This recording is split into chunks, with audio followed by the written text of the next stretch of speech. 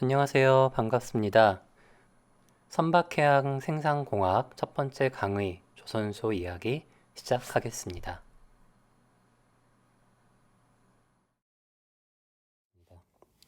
자, 조선해양의 전후방 산업을 한번 보겠습니다. 우리가 보통 산업을 얘기를 할 때 이 전후방 하면은 보통 기준을 어떻게 볼까요?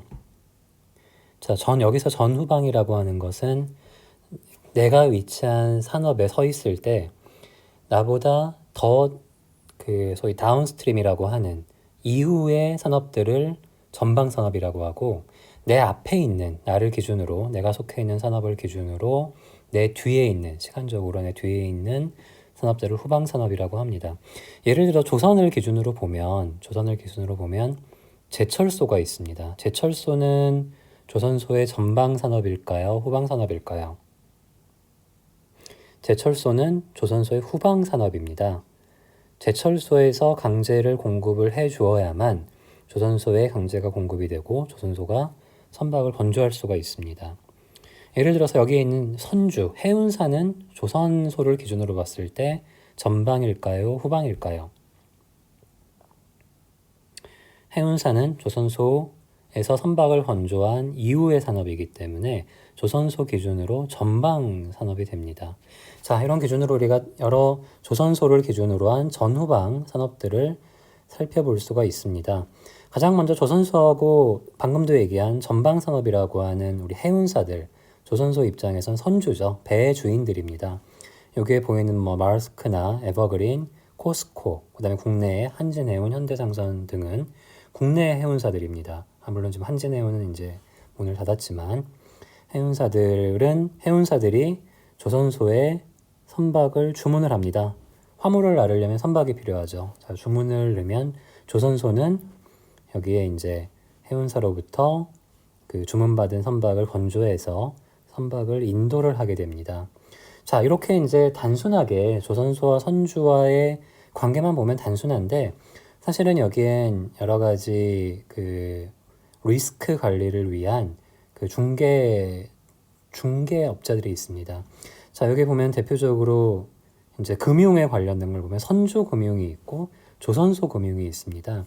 무슨 얘기냐면 선주가 조선소에 어떤 선박을 건조해 달라라고 주문을 하면, 우리가 예를 들어 그냥 물건을 사고 팔 때에는 직접 돈을 받고 물건을 건네주면 되지만, 선박 같은 경우는 가격도 비싸고 그 다음에 건조하는데 시간이 많이 걸리기 때문에, 예를 들어 선주 입장에서는 그냥 섣불리 그 선박 대금을 조선소에 직접 건넸다가 조선소가 부도가 난다거나 중간에 이제 어떤 천재지변에 의해서 사고가 발생을 해서 선박을 인도받지 못하게 되면 큰 문제가 발생을 합니다. 그래서 여기에 금융이 존재를 합니다. 대표적으로 이제 유명한 잘 알려져 있는 금융 관련 용어가 여기 환급 보증이라고 하는 우리 RG라고, 리펀드 개런티라고 하는 RG. 무슨 얘기냐면 선주가 조선소에 주문을 하면 조선소 금융에서 선주 측에 소위 환급 보증이라는 걸 써줍니다. 혹시 조선소에 문제가 생겨서 이 선주사에 피해가 갈 경우에 그 선주사가 조선소에 어떤 계약한 금액에 대한 소위 보험의 성격입니다. 그래서 이 조선소 금융이라고 하는 부분이 굉장히 중요합니다. 우리나라 조선소들은 대부분 은행이 역할을 담당을 하고 있죠. 은행이 조선소에 리펀드 개런티라고 하는 환급 보증을 써주지 않게 되면 선주사는 조선소에 일감을 주지 않습니다. 여기서 이제 그다음에 여기 이제 헤비테일이라는 게 나오는데, 이게 나중에도 다시 얘기를 하겠지만, 보통 선주사가 조선사에 발주를 하게 되면, 어떤 주문을 넣으면은 보통 선주사는 이런 선주금융, 조선소금융을 통해서 조선소에 총 4회에 걸쳐서 대금 지급을 합니다. 그게 이제 나중에 얘기할 스틸 커팅, 그 다음에 킬레잉, 플로우 런칭, 잠시만요. 다시 쓰겠습니다. 자, 4회에 걸치는데 그 이벤트가 스틸 커팅이라는 게 있고, 그 다음에 킬레잉, 런칭, 그 다음에 딜리버리가 있습니다. 자, 이게 먼저 나중에 다시 보기로 하고, 이렇게 사회에 균등 분할을 해서 예를 들어 선박 가격이 100원이다. 그러면은 스틸 커팅에 25원, 킬레잉을 하면 25원, 런칭 딜리버리를 하면 각각 25원씩을 지급을 합니다. 그런데 그 금융 위기 이후에 조선소들이 어려워지면서 소위 선주사들의 교섭력이 높아진 거죠. 그래서 이 헤비테일이라고 하는 건 점점 뒤로 갈수록 더 그러니까 결국 나중에 돈을 더 많이 주겠다라는 그런 얘기가 됩니다. 그걸 우리가 헤비테일이라고 얘기를 합니다. 최근에 이제 이렇게 조선 경기가 어려운 상황에서는 대부분 헤비테일 형태의 계약을 많이 합니다. 그럼 조선소는 사실 어려워지죠. 좀 그 건조 초반에 스틸 커팅이나 킬레잉 단계에서 그 돈을 많이 받아야 소위 차질 없이 생산을 진행할 수 있는데, 이렇게 거의 런칭 딜리버리 단계에서 가서야 돈을 받게 되면 조선소는 사실 금융적으로 굉장히 어려움을 겪게 됩니다. 이제 헤비테일이라고 하는 방식이 있고요. 여기 보면 이제 선주사 자체에서도 선주사의 고객은 화주가 있습니다. 화주. 선주사가 그 소위 해운사가 존재할 수 있는 이유도 화물을 운송해 달라고 하는 화주사, 주로 수출입 업체가 되겠죠. 이제 화주 같은 경우도 선주사에 이렇게 일감을 주면서 혹시 어떤 사고에 의해서 배가 침몰을 한다거나, 가끔 그런 경우들이 신문에 그 언론에 보고가 되죠. 그럴 경우에 말 그대로 적하 보증이라고, 화물 그 적재한 화물에 대한 적하 보증이라고 하는 것을 들므로써 소위 화주의 리스크를 관리를 하게 됩니다. 자, 이런 것들이 어떤 조선소를 중심으로 본 그 전후방 산업들이 되겠습니다. 여기에 이제 공급 업체도 있죠. 조선소가 배를 건조하는 데 필요한 모든 것들을 다 생산을 할 수가 없습니다. 그래서 이제 어떤 뼈대를 이루는 강재를 만드는 어떤 철강 업체, 우리나라에 이제 포스코라고 하는 업체가 있고, 그 다음에 엔진 같은 경우도 뭐 엔진을 만드는 현대중공업의 경우에는 대표적으로 현대중공업 안에 엔진 사업부가 있습니다. 하지만 삼성이나 대우는 현대중공업이나 또는 두산중공업에서 엔진을 구매해 오죠. 그래서 필요한 자재나 어떤 재료들을 공급해주는 기자재 업체들이 조선소의 그 후방 산업으로서 존재를 하게 됩니다. 자, 그 조선소의 이제 변화, 입지 조건, 공장 배치, 시설과 설비에 대해서 알아볼 텐데요. 자, 조선소가 어떤 단계로 변화를 해왔는지 한번 간략히 살펴봅시다. 자, 오늘날 대형 선박들은 거의 100% 용접이라고 하는 접합 기법을 이용을 해서 건조가 됩니다. 근데 불과 1900년대 초반까지만 하더라도 리벳이라고 하는 리벳 방식은 뭐냐면, 예를 들어서 철판을 연결하면 여기에 이런 못과 유사한 형태를 이렇게 박아주고, 그다음에 여기를 어떤 뭐 망치 같은 걸로 이렇게 접합을 해서 철판과 철판을 연결해주는 그런 걸 리벳 접합 방식이라고 합니다. 오늘날도 항공기 같은 경우에는 이런 리벳 그 조립 공법이 사용이 되는데, 죄송합니다. 이렇게 가야겠죠. 조선 선박 같은 경우는 리벳으로 접합을 하게 되면 그 건조할 수 있는 선박의 크기에 한계가 있습니다. 그래서 2차 대전 후에는 이 리벳 접합에서 용접, 소위 이제 금속을 녹여서 금속과 금속을 접합해주는 용접으로 변화가 됐습니다. 그러면서 점점 더 선박의 대형화가 이루어졌고요. 그 다음에 이제 두 번째 그 오늘날 그 조선 기술의 뼈대를 이루는 블럭 탑재 공법이라고 하는 게, 블럭 탑재는 뭐냐면, 아마 그 여러분들이 타이타닉이라고 하는 그 크루즈선을 알 겁니다. 아마 타이타닉 영화도 봤을 텐데, 타이타닉을 건조하던 시절만 하더라도 선박을 완성하는 게 이렇게 어떤 뭐 선대가 있으면 선박이 이렇게 생겼죠.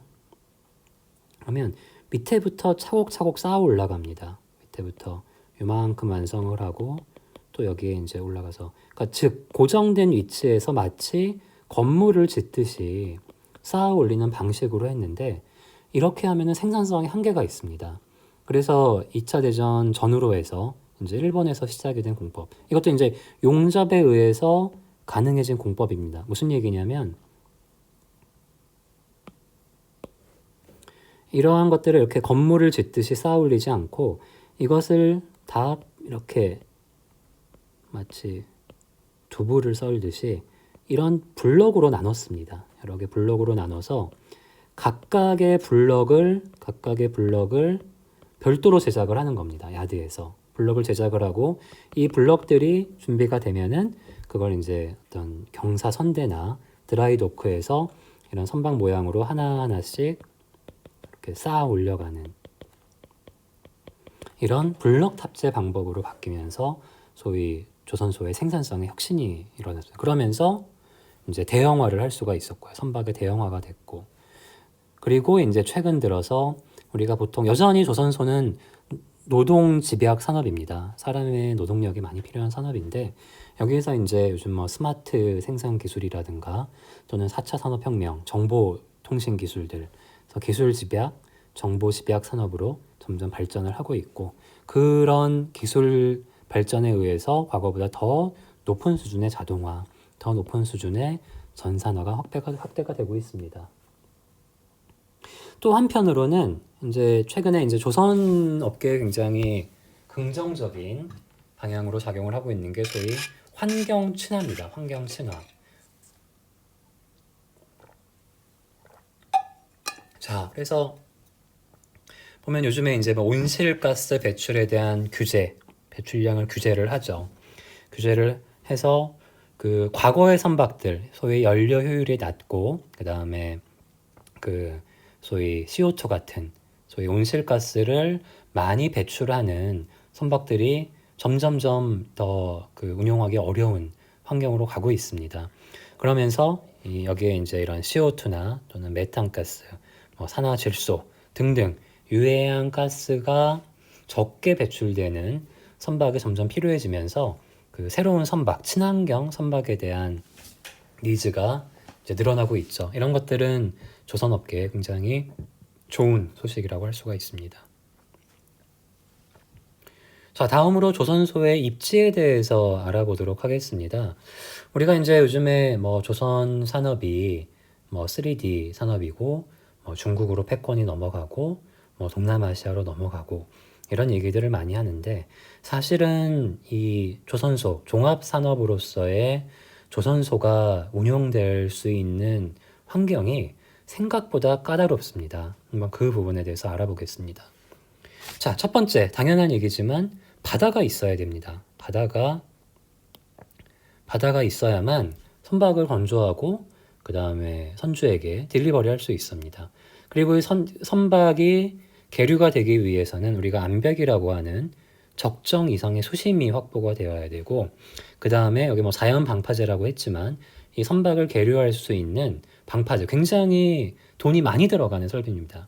그래서 이게 수심이 깊고 선박을 계류할 수 있는 그런 그 암벽이 확보될 수 있는 공간이 무엇보다 필요합니다.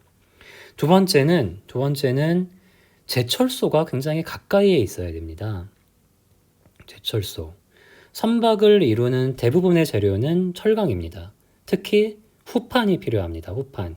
최소 20mm에서 두껍게는 100mm가 넘는 그런 두께의 철판까지 우리가 이제 그걸 후판에서 극후판이라고 얘기를 합니다. 이 후판을 생산할 수 있는 제철소, 특히 이제 일관화된 제철소, 제련, 제강을 일관화할 수 있는 제철소가 있어야만 조선소의 경쟁력이 올라갈 수 있습니다. 만약에 제철소가 굉장히 멀리 떨어져 있어서 운송거리가 길어지게 되면 그 운송비 비중이 커져서 원가 경쟁력이 낮아지게 됩니다. 우리나라는 다행히 세계 최고 수준의 포스코, 그 다음에 현대제철 등이 국내에 있죠. 그렇기 때문에 국내 조선 산업이 이제 세계 탑이 될 수 있었던 이유 중에 하나가 됩니다. 세 번째는 기후입니다. 기후가 적합해야만 그 조선을 할 수가 있습니다. 온도가 너무 높거나 낮으면 작업이 불가하거나 또는 능률이 떨어집니다. 예를 들어서 우리가 러시아를 보면 굉장히 그 땅도 넓고 조선을 많이 할 것 같은 나라지만 러시아가 접하고 있는 바다는 대부분 북극해입니다. 그러니까 거의 뭐 1년 중에 대부분이 바다가 얼어 있죠. 그러면 배를 지을 수가 없습니다. 그리고 이제 적도 근처의 나라들, 대표적으로 인도네시아, 뭐 동남아시아로 보면 인도네시아, 말레이시아 이런 나라들은 인건비도 싸고 또 특히 이제 인건비가 싸기 때문에 어떤 원가의 경쟁력이 높을 수 있습니다. 하지만 적도 근처의 나라들은 온도가 너무 높기 때문에 이 작업을 할 수 있는 그 유휴일 작업이 가능한 날이 많지가 않습니다. 그다음에 이제 온도뿐만 아니라 습도 강우량도 굉장히 중요한 역할을 합니다. 특히 적도지방은 비가 많이 오죠. 비가 많이 오게 되면 조선 작업의 많은 부분을 차지하는 웨업 작업이 불가능합니다. 당연히 능률이 떨어지겠죠. 도장 작업, 페인트 칠을 하는 도장 작업 같은 경우는 비가 많이 오고 습한 지역에서는 할 수가 없습니다. 마찬가지로 바람이나 이제 사막 지방의 모래 같은 경우도 그 조선 배를 건조하는데 굉장히 그 네거티브한 요소가 됩니다. 네 번째는 인력 수급입니다. 인력 수급. 선박은 여전히 노동 집약적인 산업입니다. 그리고 굉장히 숙련된 기술자가 필요합니다. 혹자는 조선은 사람이다. 사람의 경쟁력이 그 조선의 경쟁력이라고도 합니다. 그래서 고급 인력, 특히 이제 대학을 나오고 그다음에 전문적으로 기술을 배운 그런 노무인력 수급이 원활해야 합니다. 그러면서 동시에 경쟁력 있는 임금 수준이 확보가 되어야 됩니다. 자, 이렇게 조선소가 소위 글로벌 경쟁력을 가지기 위해서는 대표적으로 바다가 있어야 되고 제철소가 가까이 있어야 되고 기후가 적합해야 되고 전문 인력이 적합한 그 원가 수준의 임금 수준의 그런 전문 인력을 수급할 수 있는 조건이 만족이 돼야 됩니다. 한번 비교를 해봅시다. 자, 지금 첫 번째 얘기한 강제 수급 조건들. 강제는 조선 선박 원가의 약 30-40%를 차지하는데 실제로 중량의 차지율 비율로 보면은 거의 70-80%에 가깝습니다. 근데 만약에 조선소를 운영을 하려고 하는데 철강 회사가 거리가 멀게 되면 운송비 비중이 커져서 경쟁력이 떨어지게 됩니다. 자, 그래서 강제의 국내 수급이 가능한 국가만이 경쟁력을 가지고 올 수 있는데, 자, 여기 오른쪽 그림을 보면 여기에 세계 1위부터 그 다음에 20위까지의 철강 업체들에 대한 경쟁력을 보이고 있습니다. 그리고 이제 요 위에 보면 중국을 비롯해서 그런 철강 업체들을 보유하고 있는 국가들입니다. 그래서 그걸 요 오른쪽 아래 그림을 보시면은 그 철강 업체가 위치한 그런 지역을 그 철강 업체가 적은 운송비로 철강제를 공급할 수 있는 지역을 표시를 한 겁니다. 보시면 이제 미국의 일부 지역, 그 북아메리카죠. 그 다음에 남아메리카, 브라질의 일부 지역, 그 다음에 유럽의 일부 지역, 대부분 그 다음 나머지는 대부분 뭐 인도를 포함한 중국, 그 다음에 극동아시아라고 하는 동남아시아 지역에 몰려 있는 걸 알 수가 있습니다. 자, 그러면 이제 여기에서 그 너무 이제 요 라인을 기준으로 너무 밑으로 내려가거나 위로 올라가는 건 좀 이따 설명할 기후를 포함을 해서 그 조선을 하기에 적합하지 않은 지역이 되겠습니다. 한번 기후를 보겠습니다. 기후. 자, 기후를 보는 동시에 한번 지금 우리가 중국을 비롯한 중국이 현재 그 생산량으로는 생산 캐퍼로 가장 많은 조선소를 보유하고 있습니다. 그리고 그 조선소들이 배치한 위치를 보면 대부분 중국의 이 동해안을 따라서 위치하고 있는 걸 볼 수 있고 일부 북경과 대련 근처에 조선소들이 몰려 있는 걸 볼 수가 있고요. 일본의 경우에도 이 후쿠오카 지역을 비롯해서 히로시마, 오사카 지역에 조선소가 몰려 있는 걸 볼 수가 있고 우리나라도 마찬가지로 대부분 경남 지역, 거제도 지역, 경남이죠. 그다음에 울산 지역에 그 조선소가 몰려 있는 걸 알 수가 있습니다. 자, 이거를 우리가 이렇게 연간 강우량, 그다음에 기후 조건을 가지고 보면 적합한 온도와 1년 동안의 온도와 적합한 강우량을 보유하고 있는 지역만이 조선소가 운영이 될 수 있다라는 걸 볼 수가 있고요. 자, 그런 관점에서 최근에 이제 우리가 떠오르고 있는 또는 조선을 하고자 하는 지역들을 살펴보면 여기에 이제 인도, 러시아, 브라질, 이란 등이 있는데 일단 인도는 그러한 관점에서 한번 볼게요. 여기에 인도가 여기에 위치를 하고 있는데 그다음에 여기에 있죠. 인도는 온도나 또는 강우량 관점으로 봤을 때 적합하지 않습니다. 굉장히 인도는 고온입니다. 마찬가지로 러시아가 이제 여기 러시아죠. 북극해를 맞닿고 있는. 아까도 얘기했듯이 너무 온도가 낮기 때문에 부적합합니다. 그다음에 브라질 같은 경우는 워낙 이제 브라질이 어디에 위치하고 있죠? 브라질이 요 그림을 볼게요. 이제 브라질이 요 정도를 차지하고 있는데 온도와 그다음에 강우량을 기준으로 보면 글씨가 작아서 잘 보이진 않지만 이제 브라질도 전반적으로 온도가 높은 편이죠. 온도가 좀 높고 그다음에 강우량을 보이고 있는데 자, 이런 지역들은 강우량이 적합합니다. 그래서 브라질은 일부 지역에 한해서 그 온도, 그 기후를 봤을 때 적합하다고 할 수가 있고 이란 같은 경우도 보는 것처럼 일부 지역에 대해서 조건부 적합이라고 할 수가 있습니다. 따라서 이제 보시면 인디아, 러시아는 좀 기후 조건으로 봤을 때 좀 부적합한 측에 속하고 브라질, 이란은 그래도 그 지역에 따라서 기후가 적합한 조건이라고 할 수가 있습니다. 자, 그 다음으로 이제 네 번째 아까 얘기한 그 적합한 인력이 수급이 될 수 있느냐입니다. 그래서 산업 구조와 그 다음에 산업 인구, 그 다음에 연평균 소득, 이건 이제 임금 수준이 되겠죠. 이거를 봤을 때 우리가 지금 앞에 기후에서 남은 두 가지 지역에 한번 포커스를 맞춰 보겠습니다. 브라질과 이란입니다. 자, 그래 브라질은 중국만큼은 아니지만 어느 정도의 산업 인력을 보유하고 있고 그 다음에 여기도 보면 이제 산업 인구, 그 다음에 서비스 인구가 구성이 되어 있고요. 그 다음에 연평균 소득을 기준으로 봤을 때 브라질이나 이란은 이제 우리나라를 포함을 해서 일본보다 더 적은 임금, 이제 중국과 비슷한 임금 수준을 보이고 있습니다.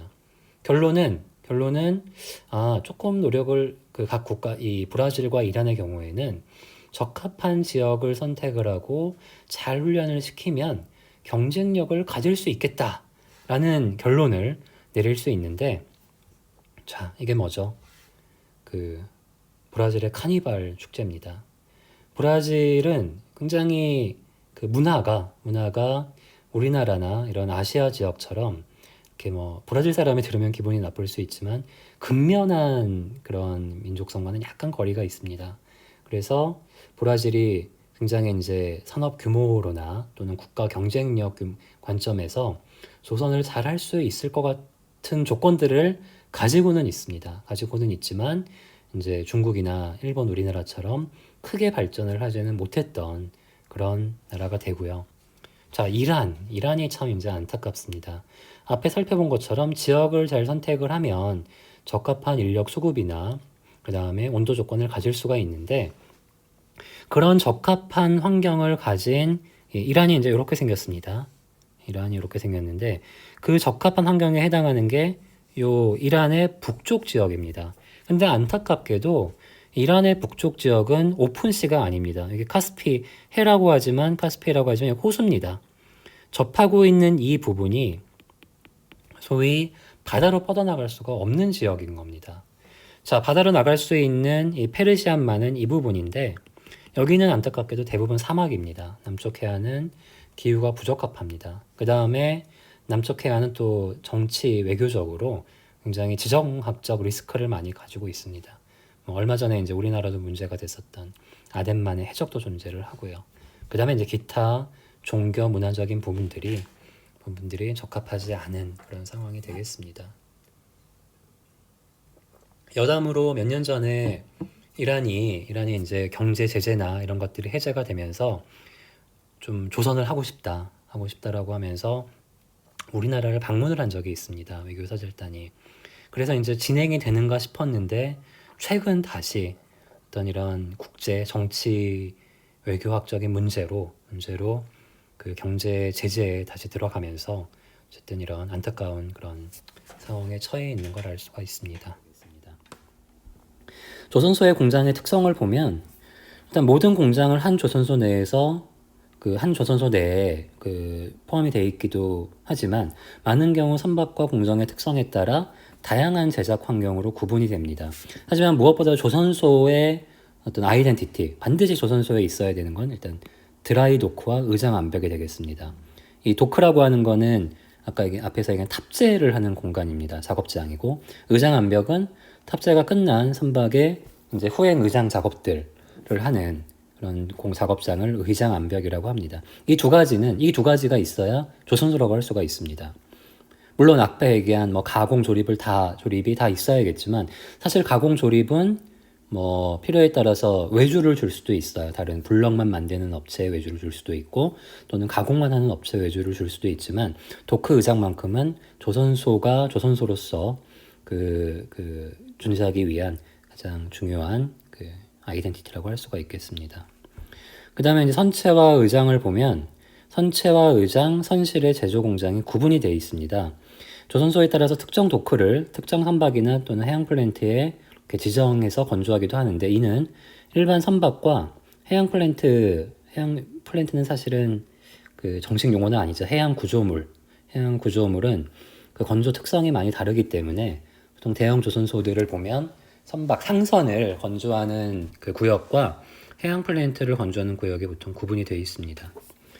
그 다음에 내업과 외업을 보면, 말 그대로 내업은 지붕이 있는 소위 건물 안에서 이루어지는 공정들을 내업이라고 하고, 외업은 이제 오픈된 거죠. 하늘이 오픈되어 있는 공간을 외업이라고 하는데, 사실 이상적으로는 모든 공정의 지붕, 소위 이제 날씨에 영향을 받지 않도록 하는 게 이상적이지만, 이제 선박의 단위가 대형화되면서 그러니까 내업에 포함시킬 수 있는 공정의 한계가 있습니다. 그게 보통 이 조립까지입니다. 조립 이후의 공정들은 물론 도장을 하기 위한 도장 공장이라든가 이런 게 별도로 마련은 돼 있지만, 기본적으로 대조립 이후에 중간 제품들, 블럭들은 이미 굉장히 대형화가 돼 있기 때문에 기본적으로 외업 작업을 하게 됩니다.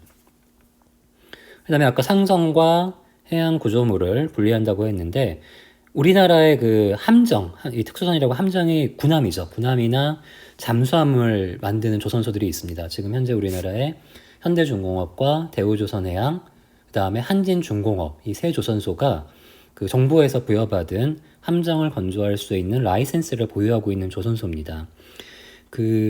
함정을 건조하는 공간은 나중에 조선소를 다녀온 학생들도 있겠지만, 1급 보안 구역입니다. 절대로 외부에 오픈이 되면 안 되고, 함정을 건조하는 구역은 거의 90% 이상 다 내업화가 되어 있습니다. 그래서 이제 분리가 되어 있고요.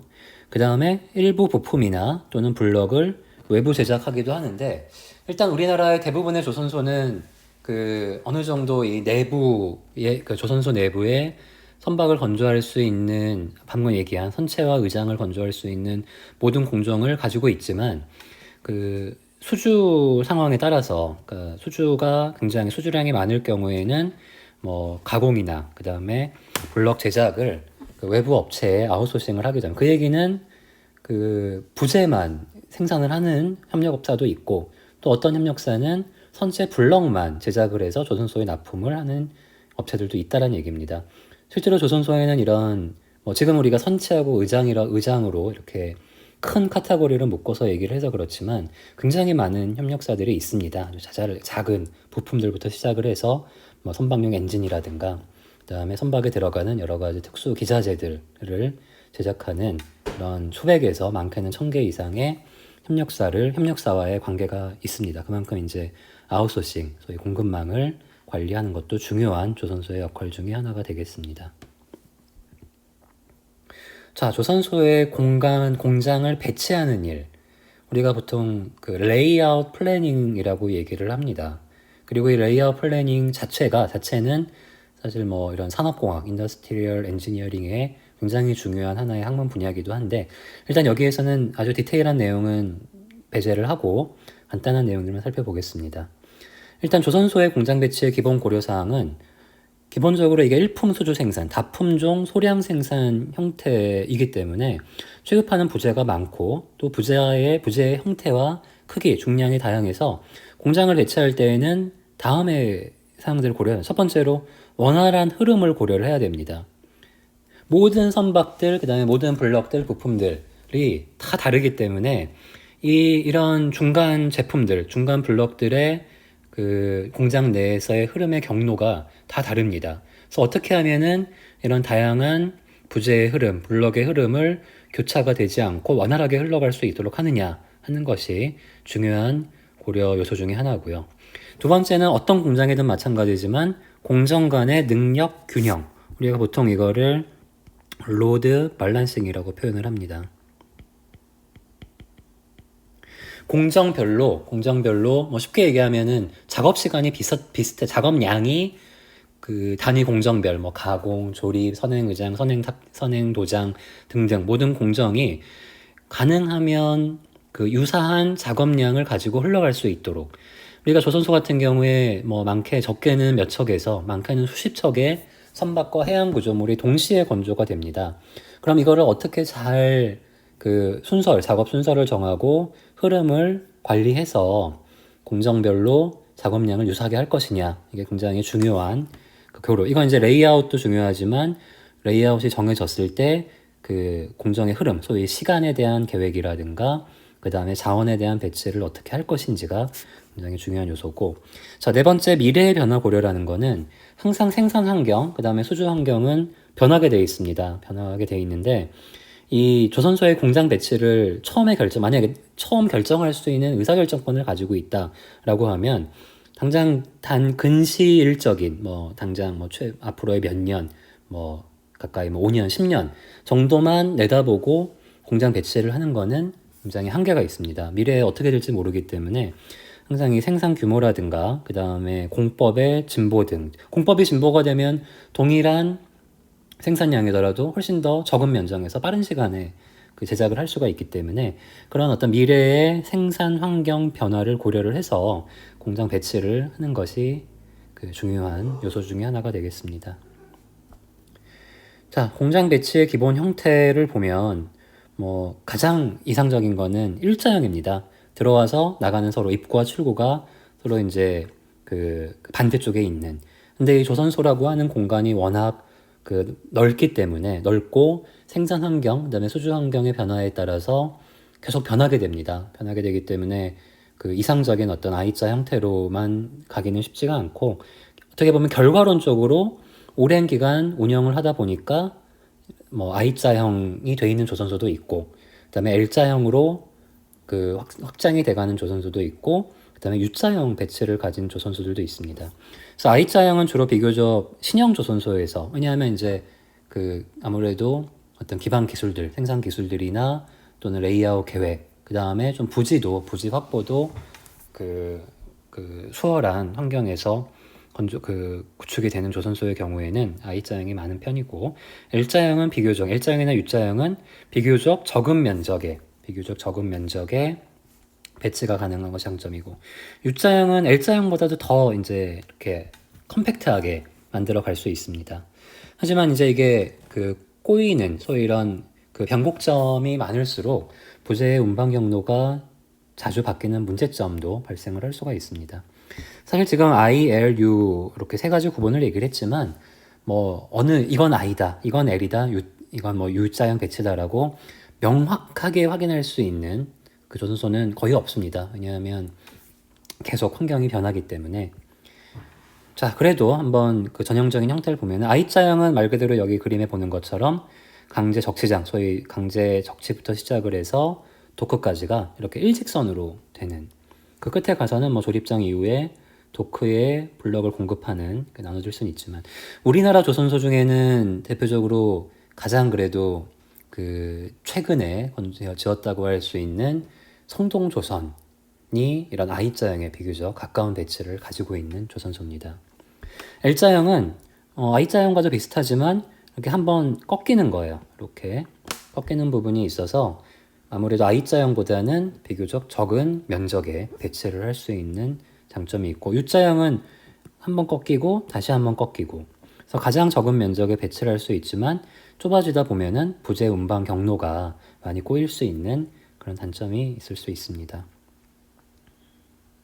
또 하나는 이제 입지 조건, 어떤 해안선을 가지고 있냐에 따라서 적합한 배치 형태들이 있을 수 있는데, 일단 해안선이 하나다, 이렇게 이제 해안선이 하나밖에 없다라고 하면은 아무래도 이 세 가지 중에는 U자형, 이런 U자형. 왜냐하면 그 진수를 해서 런칭을 하는 것도 해안 부분에 있어야 되고, 그 다음에 강제가 입고되는, 보통 육상 경로를 통해서 강제가 입고되는 건 쉽지 않습니다. 어떤 해안의 바지선을 이용을 해서 해안을 통해서 입고되기 때문에 이렇게 이제 해안선이 하나밖에 없다, 일자형이다, 이런 경우에는 U자형 배치가 적합하고, 이런 식으로 해안선이 두 개, 소위 이렇게 두 개가 있을 경우에는 충분히 이제 L자형으로 꺾어서 이렇게 배치를 해도, 그러면은 여기가 뭐 강제가 들어오는 부분, 그다음에 이쪽이 드라이도크와 암벽이 위치하는 부분이 될 수 있고요. 해안선이 이렇게 세 개가 되면은, 이렇게 3면이 되면 뭐 일자형이든 I자형이든 U자형이든 얼마든지 자유롭게 그 설계를 할 수 있는, 좀 더 확장성이 훨씬 더 수월한 편이 되겠습니다.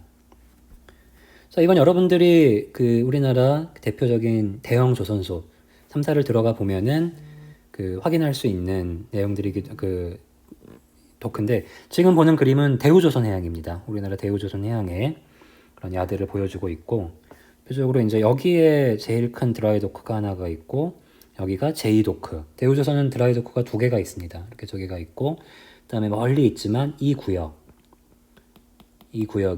주로 이제 해양 구조물. 여기 그림 보면 이제 뭐 이런 오일 리그 같은 것들도 있죠.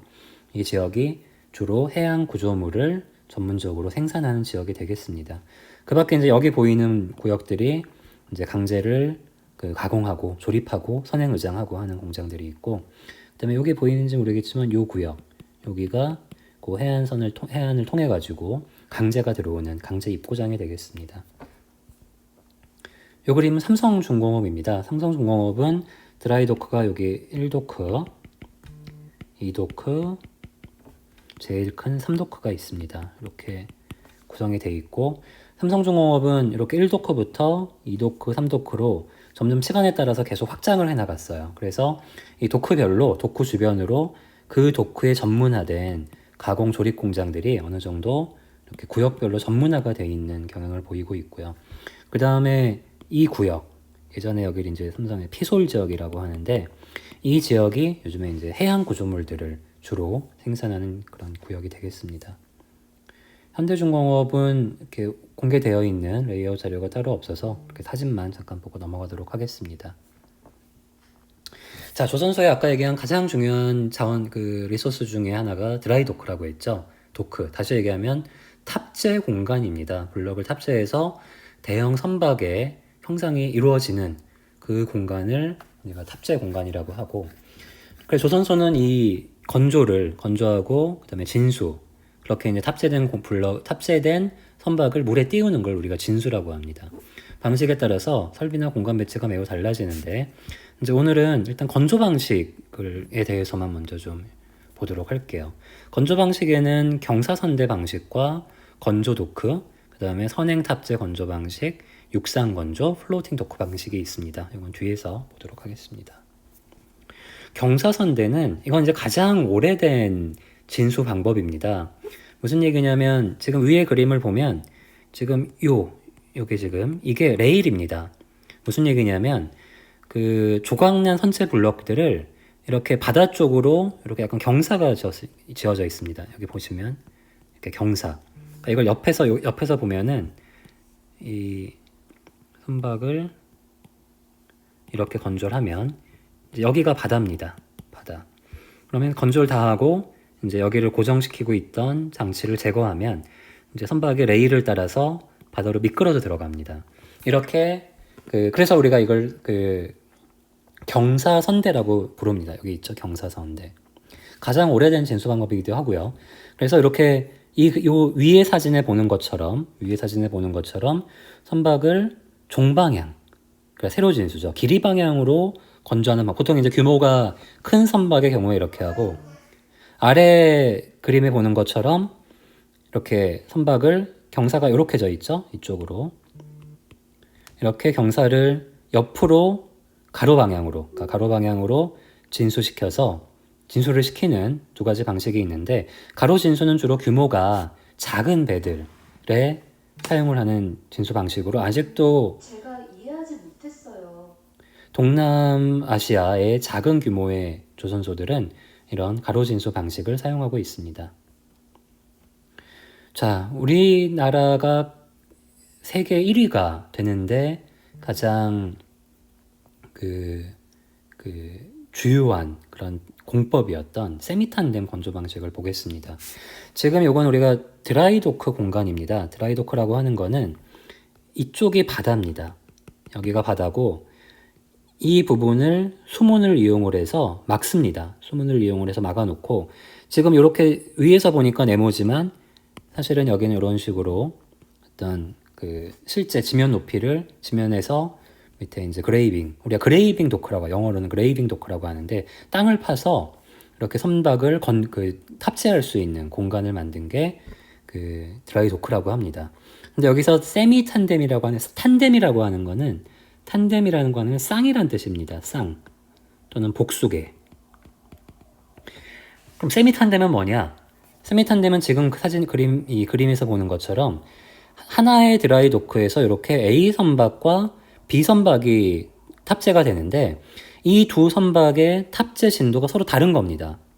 그래서 A 선박은 먼저 탑재가 다 마무리가 되면은 여기에 있는 이 수문을 오픈을 하고 물을 채워서 진수를 하게 됩니다. 바다로 끌어내는 거죠.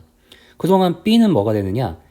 B는 완성이 되지 않았기 때문에 이 수문을 열고 여기에 물을 채울 때 이렇게 수밀 작업을 합니다. 물이 들어가지 않게끔. 그래서 부유된 상태에서 어디로? 이쪽으로 이동을 시키는 거죠. 이동을 시켜서 위치를 시키고, 이제 다음 배치 단계에서 이렇게 남은 부분을 탑재를 하고, 그동안에 남은 공간은 놀지 않습니다. 또 다른 배의 앞부분을 작업을 시작을 합니다. 그래서 세미라고 하는 말이 붙는 겁니다. 세미 탄뎀은 이제 1, 2, 그러니까 2, 3 이런 식으로 정수로 떨어지는 게 아니라 이렇게 1.5, 2, 2.5 이런 식으로 서로 탑재의 진도율이 다른 선박을 동시에 건조함으로써 이렇게 되면은 남는 공간이 버려진 공간이 아니라 계속 탑재 작업에 사용할 수 있는 공간이 되는 거죠.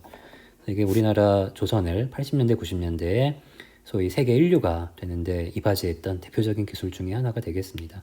말로는 이렇게 쉽게 설명하지만 사실 이렇게 물을 채운 상태에서 이 완성되지 않은 소위 일부 선체 부분을 부양시키고 또 이동시키고 다시 이 물을 밖으로 이제 펌프 아웃하고 하는 작업들이 굉장히 난이도가 높은 작업입니다. 자, 이게 대표적인 세미 탄뎀 작업입니다. 지금 이 구역이 드라이 도크입니다. 보면 그다음에 저쪽에 여기가 이제 바다죠. 요 밑이 이렇게 수문이 있습니다. 수문을 막아놓고 지금 보면은 여기 지상과 이 바닥의 높이 차이가 보이죠. 이게 보통 한 10에서 15m 정도 되는 굉장히 높은 높이입니다. 거기에 동시에 건조되는 지금 세 척의 배가 건조되고 있는데, 이렇게 어떤 배는 완성이 돼가는 배도 있고 요 배도 완성이 되고 있죠. 그 다음에 이 선박은 일부, 그러니까 절반 정도 탑재가 되고, 그럼 이제 이 배와 이 선박은 탑재가 완료가 되면은 수문을 열어서 바다 쪽으로 이제 플로팅을 한 상태로 런칭을 하게 됩니다. 그동안에 이제 이 선박은 완성되지 않은 부분을 수밀 작업을 해놔야겠죠. 이걸 우리가 세미탄뎀이라고 하고, 자, 세미탄뎀 방식 중엔 이렇게 양방향 이동 방식도 있습니다. 무슨 얘기냐면 A라는 배가 완성돼서 오른쪽으로 진수를 시키고, 지금 여기 재미있는 거는 수문이 여기 앞에도 있고 뒤에도 있고 가운데도 이동식 격벽이 있는 겁니다. 그래서 이렇게 되면은 이건 당연히 드라이도크의 왼쪽과 오른쪽 양쪽 방향으로 모두 오픈이 돼 있어야 되는 환경인 겁니다. 그런 환경이 사실은 많지는 않죠. 그런 환경에서 그렇게 되면 이제 아까 우리가 앞에 일방향 단방향 이동 방식에서는 A배를 진수해서 런칭해서 꺼내게 되면은 원래는 B를 다시 이제 이 수문까지 이동을 시켰어야 되는데, 이렇게 양계 방식이 되면 얘를 이동시킬 필요가 없죠. 중간에 이렇게 막는 격벽만 여기에서 여기로 이동을 시키면 되는 겁니다. 그러면 이 B 선박에 대한 나머지 부분 작업을 그 자리에서 그냥 진행을 하면 되는 겁니다. 그리고 진수시키고 또 이 격벽을 여기로 이동을 시켜가지고 또 다른 선박을 작업을 하고. 근데 사실 이런 그 양계 방식은 사실은 보기 쉽지 않은 거고요. 그 다음에 이제 더 보기 어려운 스테이지 건조 방식은 이제 여기가 수문입니다. 여기가 바다고 여긴 다 막혀 있습니다. 이쪽은 다 여기 이제 하나의 드라이 도커예요. 막혀 있는데 자 이거는 마치 탑재를 흐름 생산 방식 비슷하게 예를 들어 1스테이지에서는 항상 선미 작업만 하는 거예요. 선미 작업만 하고 다 완성이 되면은 이제 이 문을 열고 다음으로 이동을 시켜가지고 중앙 평행부만 작업을 하는 겁니다. 이 구역에서는 이 스테이지 구역에서는 그리고 그 다음에 이 3스테이지 구역으로 또 이동을 시켜가지고 남은 뭐 선수나 또는 남은 의상 공정을 진행을 하는 그렇게 이렇게 하게 되면은 이 스테이지별로 작업이 전문화됨으로써 소위 러닝 커브가 좋아지는 거죠.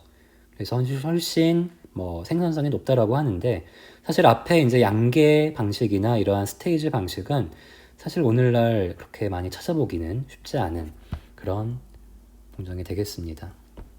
자, 그 다음에 프리 이렉션은 그 앞에 얘기한 그런 런칭이나 어떤 탑재 그 방식과는 독립적으로 아까 우리 한번 얘기했었죠. 이 탑재 공간에서 탑재를 하기 전에 이 옆에 공간 여기 보이나요? 이 공간 여기 보면 이런 블럭들이 보입니다. 이게 대조립 블럭을 가져와서 대조립 블럭을 더 크게 조립을 하는 겁니다. 그래서 이 여기 보이는 이런 크레인들이 이동할 수 있을 만큼 이런 블럭들의 크기를 키워가지고 크레인을 이용해서 P 블럭을 이제 탑재 공간으로 이동을 시키는 이런 걸 이제 선행 탑재라고 얘기를 합니다. 당연히 탑재 공간과 P 공간은 크레인의 영역 안에 있어야겠죠. 자, 조선소의 시설과 설비입니다. 조선소에는 공장, 그 다음에 설비들, 운반 장비, 동력, 그 다음에 동력을 공급하는 시설, 관리 시설, 일반 설비 등이 있습니다. 자, 공장 건물과 생산 설비인데 나중에 우리가 공정 이야기에서 훨씬 자세한 내용을 다루게 되겠지만 대략적으로 우리가 조선소 그러면 있는 어떤 작업장들을 보면 첫 번째 현도장이라는 게 있습니다. 현도장은 사실 요즘 조선소에선 더 이상 거의 찾아볼 수가 없는 장인데 이게 뭐냐면 도면을 그리는 장소입니다. 요즘이야 워낙 이제 다 컴퓨터를 이용을 해서 설계를 하고 도면 출도를 하고 심지어 요즘에 이제 페이퍼리스라고 해서 그 종이 도면이 없는 그러니까 스마트 디바이스를 이용을 해서 그 작업 정보를 전달하는 시대에 와 있는데 과거에는 이제 컴퓨터가 없던 시절에는 그런 선박 제작을 위한 가공 또는 조립을 위한 모든 도면을 사람이 직접 그려야 됐습니다. 그러다 보니까 굉장히 넓은 공간이 필요하죠. 그다음에 그런 도면을 제도하기 위한 그런 관련 장비들도 필요했습니다. 그게 이제 현도장, 도면을 그리는 장소였죠.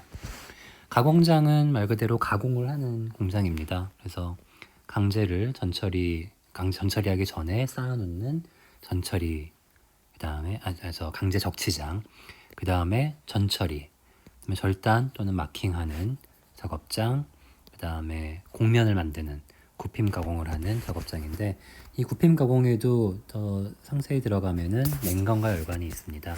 냉간은 말 그대로 그 어떤 미케니컬한 그런 장치를 이용을 해서 그 곡을 성형하는 그런 가공이고 열관은 열을 이용을 해서 곡을 만들어내는 가공입니다. 자세한 기술적인 내용은 나중에 그 제품 이야기 쪽에서 다루도록 하겠습니다. 그 다음 조립장은 말 그대로 그 만들어진 부재들을 용접을 이용해서 붙여서 소조립부터 그 다음에 중조를 거쳐서 대조립 블럭까지 그 다음에 이제 더 이어지면 P 블럭을 조립하는 공간까지 있겠죠. 이 사이에는 빠졌지만 선행 의장을 하는 작업장이나 그 다음에 선행 도장을 하는 작업장도 포함이 되겠습니다. 그 밖에 이제 탑재에는 뭐 경사선대, 드라이도크, 의장 암벽 등이 있는데 사진을 보면서 얘기를 하죠. 자, 스키드버스 이게 이제 경사선대입니다. 경사선대. 영어로 스키드버스라고 합니다. 보면은 이제 이 가운데 레일이 보이고요. 그 바다로 이어진 레일을 따라서 지금 이제 진수가 되고 있는 거죠. 이게 진수 장면입니다. 진수. 영어로는 런칭이라고 합니다. 진수를 하고 그 다음에 보통 이제 그 조선소에 대한 초보자들이 착각을 하는 것 중에 하나가 진수를 하면은 배가 다 끝난 거 아니에요? 그런데 아닙니다. 여기 보면은 진수하는 과정인데 이렇게 선체 옆에 막 뭐가 붙어 있는 걸 볼 수 있죠. 진수는 탑재가 끝나면 진수를 합니다. 그 얘기는 탑재를 한 이후에도 이런 마무리 작업부터 시작을 해서 그 다음에 눈에 보이진 않지만 선박 내부의 여러 가지 의장품이라든가 뭐 엔진 작업이라든가 거주고 작업 등은 진수 이후에도 계속 이제 암벽에 가서 후행 의장, 그다음에 후행 도장 어디에서 암벽에서 작업을 하게 됩니다. 그 다음에 이제 이런 경사선대는 주로 이제 오래된 조선소에서 볼 수 있는 설비고 훨씬 더 생산적인 설비는 가운데 보이는 드라이도크 또는 우리 말로는 건조도크. 그다음에 드라이도크라 그러면 사실은 외국 사람들은 그 외국 조선 그 엔지니어들은 잘 모릅니다. 영어로는 보통 더 알기 쉬운 표현이 그레이빙 도크입니다. 왜 그레이빙이냐? 그레이빙이 이렇게 판단 얘기잖아요. 이 땅을 여기를 파냈다라는 얘기입니다. 그 다음에 여기 수문이 보이죠? 수문. 여기 수문이 있고 당연히 수문을 다 탑재한 다음에 수문을 올리면은 박혀있던 물이 들어옵니다. 들어와서 탑재가 끝난 선박이 이제 플로팅이 돼서 밖으로 이제 그 바다로 진수를 하는 게 되겠죠. 그 다음에 이 암벽이라고 되어 있는데 이제 여기가 육지잖아요. 육지고 육지로부터 이렇게 길이 연결되어 있는 걸 볼 수 있습니다. 길. 이걸 보통 우리가 암벽이라고 하는데 암벽은 이렇게 육지로부터 길게 뻗어나온 암벽도 있고 그냥 조선소의 해안선 자체가 다 암벽이라고 보면 됩니다. 근데 이 암벽이라고 하는 게 왜 중요하니 그 의미가 있느냐? 그다음에 그냥 뭐 해안선이라고 하지 않고 왜 암벽이라고 부르냐? 눈에 보이진 않지만 이 암벽 옆에 이런 그 여러 가지 선박들이 여러 종류의 선박들이 이렇게 떠 있잖아요. 그 진수가 돼서 이제 후행 작업을 하고 있는데 이 암벽 근처에 바다 밑 소위 이 밑 어딘가에 있는 해저면의 수심이 충분히 확보가 되어야만 여기에 선박이 이렇게 진수가 돼서 암벽에 계류가 되었을 때 선저에 파손이 일어나지 않습니다. 이게 농담 같지만 실제로 중국에서는 예전에 이 해저면에 대한 정지 작업을 제대로 하지 않아서 여기 암벽에 이제 후행 작업을 위해서 계류한 선박에 선저면에 파손이 일어나서 실제로 침몰한 경우들이 몇 번 있었습니다. 그만큼 이제 암벽이 그 얘기는 겉으로 보기엔 그냥 해안선이지만 이런 암벽이라고 하는 기능을 하기 위해서는 이 해저면으로 그 해저면을 평탄화 작업을 해야 되기 때문에 사실은 여기 보이는 이 드라이도크, 건조도크만큼 비용이 굉장히 많이 드는 설비입니다. 생산 설비라고 보시면 됩니다. 보통 이런 드라이도크나 또는 암벽 뭐 수백 미터를 만드는데 우리가 아는 어떤 생산 설비보다도 훨씬 많은 일종의 토목공사죠. 토목공사. 수백억에서 천억 이상의 비용이 들어가는 그런 중요한 생산 설비라고 보면 되겠습니다. 그 다음에 이제 운반 장비. 대표적인 운반 장비는 크레인과 트랜스포터입니다. 그래서 여기 보는 이런 대형 블럭을 이렇게 그 선을 연결을 해서 리프팅을 하는 골리아 크레인도 있고 그 다음에 요건 가운데는 그 뭐 건물 밖에 있지만 어쨌든 그 건물 내부에도 이렇게 양쪽에 다리를 가지고 있는 우리가 보통 이런 총칭해서 기술적으로 오버헤드 크레인이라고 부릅니다. 이런 오버헤드 크레인들. 그 다음에 이제 조선소에서만 볼 수 있는 이 트랜스포터라는 게 있습니다. 트랜스포터. 여기에 보이죠? 트랜스포터는 현재로는 독일이 유일한 수출국입니다. 그냥 바퀴만이 달린 자동차로 보이지만 사실은 이 위에 올라가는 블럭 구조물, 작게는 100톤에서 그다음에 무거운 걸로는 한 1000톤까지도 갑니다. 그런 이제 아주 고하중의 구조물을 싣고 움직일 수 있어야 되기 때문에 사실은 그 굉장히 난이도가 높은 그런 그 운반 장비가 되겠습니다. 여기 보면 이동 시의 수평도 유지. 그러니까 이게 보면 이 바퀴마다 여기 이제 다 유압식 장치가 달려 있는데 그걸 전부 다 개별적으로 다 컨트롤을 할 수가 있어야 되는 거예요. 그 밖에 이제 동력 및 공급 시설이 있습니다. 당연히 전력을 공급하는 여러 가지 수전 또는 변전 설비들이 조선소에 깔려 있어야 되고, 그다음에 용접이나 여러 가지 그 가스가 필요한 작업들을 위해서 기체를 공급하는 공장도 있고, 액체 공급하는 그 공장들, 그다음에 부자재나 공용자재, 공용 기구를 관리하는 작업장들이 조선소 안에는 어딘가에다 배치가 되어 있습니다. 자, 이제 조선소들에 대해서 한번 알아보겠습니다. 자, 여기 보면 이 대표적인 세 가지 지표가 나옵니다. 수주량, 수주산량, 건조량입니다. 조선소의 어떤 생산 캐퍼 또는 조선소의 그 경쟁력을 나타내는 대표적인 지표입니다. 수주량은, 첫 번째 수주량은 말 그대로 어떤 특정 연도에 그 조선소가 얼마나 많은 선박의 주문을 받았느냐라고 하는 게 수주량입니다. 두 번째는 수주산량은 어떤 시점을 끊어서, 예를 들어서 오늘이 3월 15일인가요? 2020년 3월 15일에 수주 잔량이 얼마냐? 앞으로 얼마만큼 더, 그러니까 수주를 하지 않더라도 앞으로 우리 조선소가 얼마나 많은 남은 작업량을 가지고 있느냐? 이게 수주 잔량. 세 번째 건조량은 특정 연도에, 보통 연도를 기준으로 합니다. 특정 연도에 우리 조선소가 얼마나 많은 배를 딜리버리 했느냐로 표현을 합니다. 보통 우리가 이렇게 세계 몇 대 조선소다 할 때, 순위를 나타낼 때 하는 건 누가 정해놓은 건 아니지만 대부분 수주 잔량으로 표현을 합니다. 여기 이 조선소에 얼마나 많은 수주 잔량이 남아있느냐. 그다음에 단위는 여러분들이 잘 아는 CGT를 사용을 합니다. 그러니까 단순히 그 무게가 무겁다고 많은 게 아니고 선박의 건조 난이도에 따라서, 그다음에 부가가치에 따라서 CGT가 나뉘게 됩니다.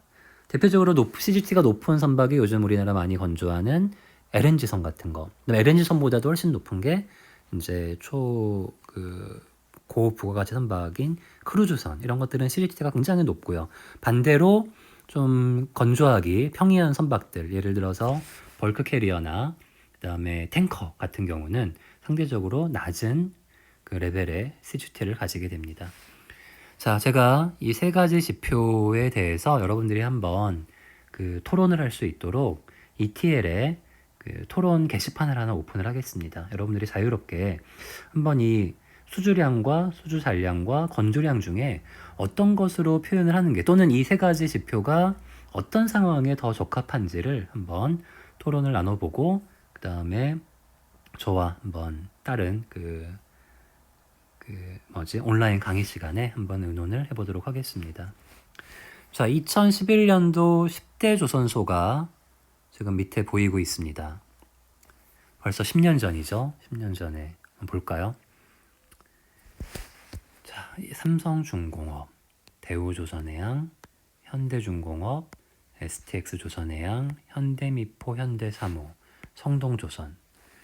지금 총 10개 조선소 중에 7개가 우리나라 조선소죠. 그 밖에 이제 중국의 조선소가 3개가 위치하고 있는 걸 볼 수 있습니다. 굉장히 우리나라 조선이 이제 한참 호황이던 시절이죠. 금융위기도 잘 버티고, 오히려 금융위기 때 달러 가격이, 그러니까 원화 가치가 절하되면서 오히려 수출 산업에는 굉장히 유리한 상황이 왔었던, 그러니까 조선소는 정말 호황을 거듭할 수 있었던 그런 시절에 또 우리나라 조선소가 10대 조선소에 7개에서 8개가 들어가던 시절이 있었습니다. 15년입니다. 15년에 그 보면은 대우와 삼성, 현대. 보통 사실은 이 1, 2, 3위는 잘 안 바뀌었어요. 지금도 거의 유지를 하고 있고 그 외에 이제 15년이 되니까 중국 조선소들이 더 많이 치고 올라옵니다. 현대미포는 아니죠. 이건 아니고. 그리고 그 전에 보이지 않던 한참 이제 더 이상 조선에서는 우리 경쟁자가 아니다라고 생각을 했던 일본 조선소들도 등장하는 걸 볼 수 있습니다. 한번 이 이유에 대해서는 물론 지금도 계속 그 소위 격동의 시장이죠. 조선이 어려운 와중에 격동의 시간을 겪고 있는데 나중에 한번 별도의 토론 시간을 가져보도록 하겠습니다. 더 시간이 지나서 이제 16년, 17년입니다. 보면 더 이상 10위 안에 우리나라 조선소는 대우와 삼성과 범현대그룹, 현대사무, 현대미포 5개밖에 남질 않았고 이제 거기에 중국조선소 3개와 그 다음에 일본조선소, 그 다음에 놀랍게도 마이어베르프트 조선소가 7위에 올라와 있는 걸 볼 수 있습니다. 자, 여기에 지금 굵은 볼트로 되어 있는 마이어, 그 다음에 핀칸티에리, STX 프랑스, 마이어 트로크. 자, 이 조선소의 공통점이 뭘까요? 조선소의 공통점. 크루즈선을 주력으로 건조하는 조선소입니다. 다 유럽이죠. 주로 유럽에.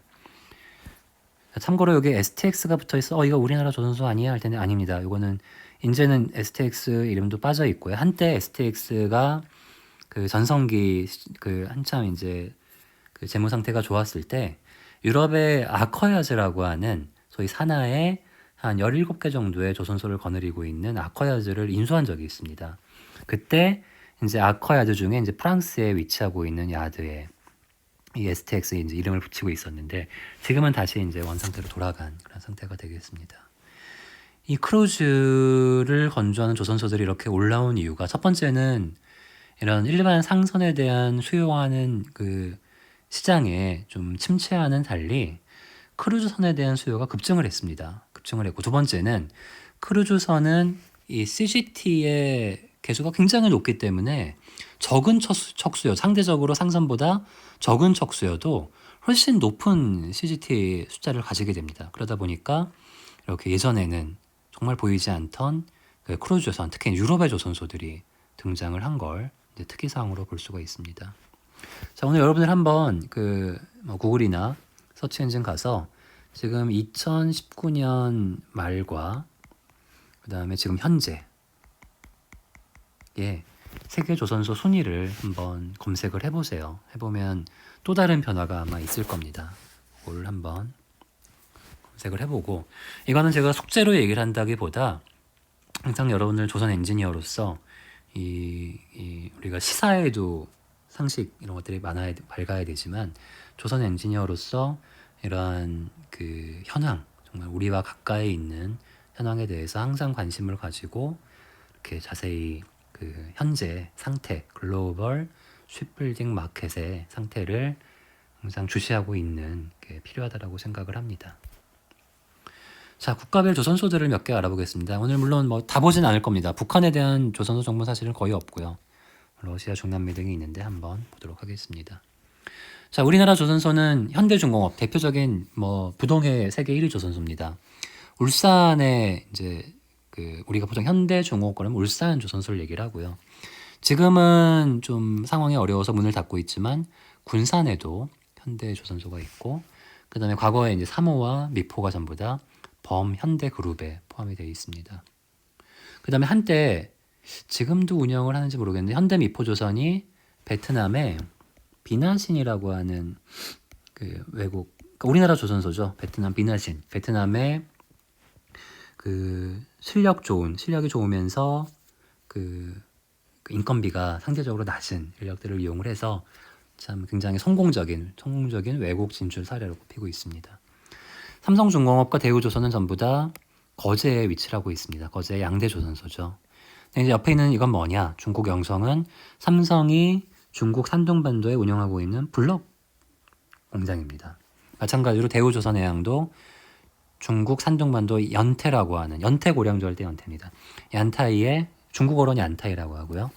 여기에 DSSC라고 하는 블록 공장을 운영을 하고 있고 지금은 매각을 했지만 한참 동안 루마니아의 망갈리아라고 하는 해외 조선소를 운영을 했었습니다. 한참 대우에는 굉장히 그 많은 이윤을 안겨주던 조선소인데 최근에 그 생산 시장이 좀 줄어들면서 최근에 이제 매각이 된 그런 상태입니다.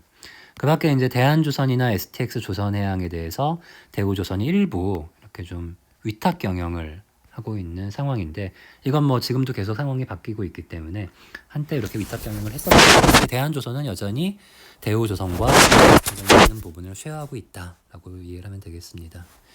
STX 조선해양은 그 사실은 규모로는 STX와 한지는 이제 규모로는 대형보다는 중견에 속하는데 그래도 그냥 중견이라고 하기에는 역사와 전통 그다음에 규모가 상당히 있는 조선소가 되겠습니다.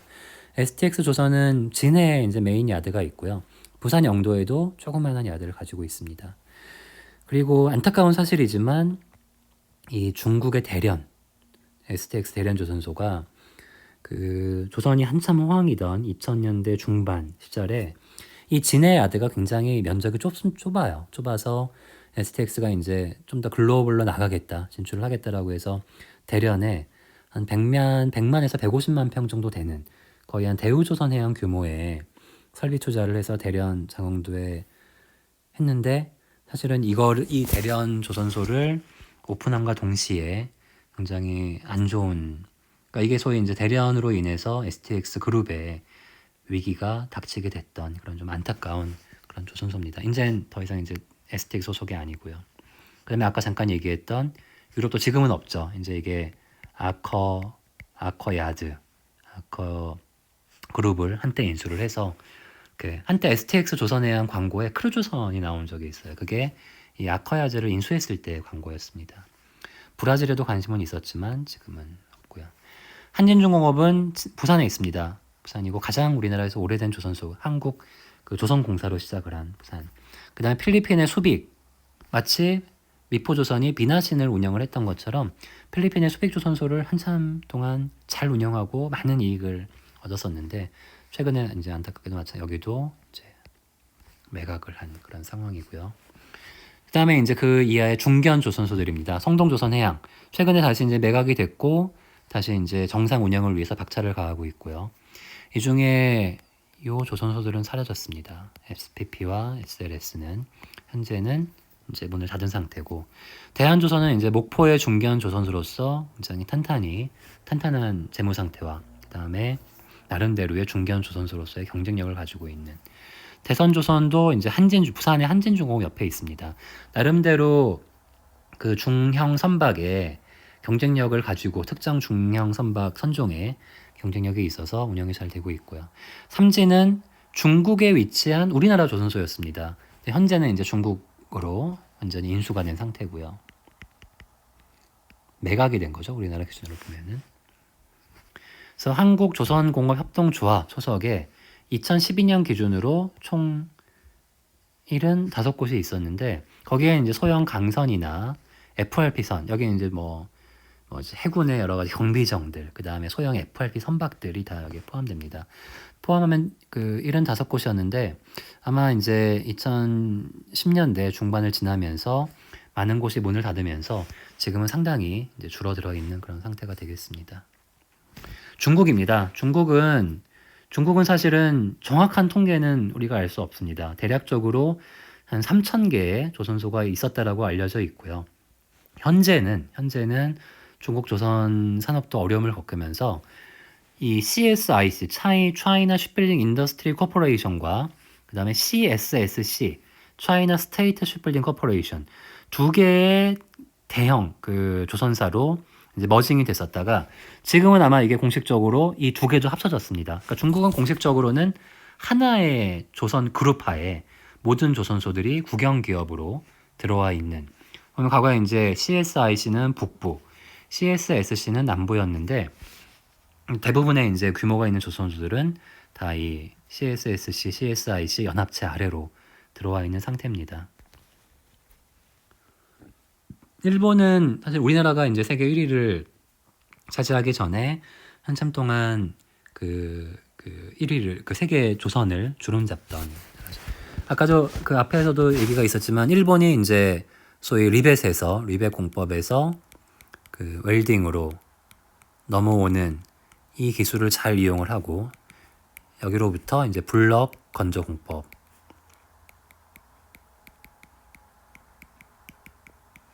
통해서 소위 일대 생산성의 혁신을 통해서 한참 동안 세계 조선 그 산업을 리딩하던 시절이 있었습니다. 그런 전통적인 조선소들이 미쓰비시, 미쓰이, IHI, NKK, 뭐 가와사키, 히타치인데 우리나라에 이제 1990년대 중반 이후로 시장을 점점 뺏기면서 지속적인 M&A를 많이 했습니다.